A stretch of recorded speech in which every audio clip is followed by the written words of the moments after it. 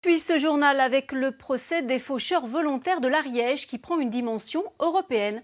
21 militants comparaissaient aujourd'hui à Foix pour avoir dégradé des bidons d'herbicides. Leur avocat en appelle à la Cour de justice de l'Union européenne car tout l'enjeu maintenant est de savoir si la vente d'herbicides à base de glyphosate est légale ou non.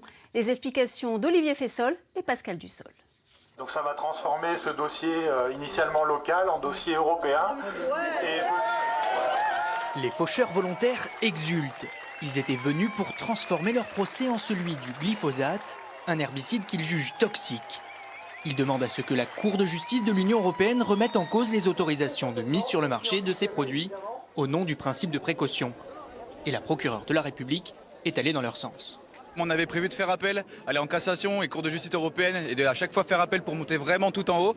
Là, la procureure nous propose d'aller directement en Cour européenne pour remettre en cause cette loi qui autorise ce pesticide et l'autorisation de mise sur le marché qui est illégale finalement.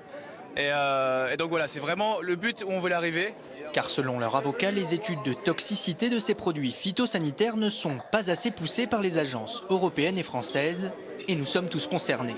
J'ai rappelé au tribunal qu'on retrouve ces pesticides dans l'eau, on les retrouve aussi dans le corps des citoyens puisque aujourd'hui tous les prévenus étaient contaminés. Donc si on peut aujourd'hui remettre en cause cette législation et ces procédures de mise sur le marché qui sont totalement désuètes, ce serait effectivement un grand pas et une grande victoire. Les militants qui comparaissaient aujourd'hui se voient comme des lanceurs d'alerte.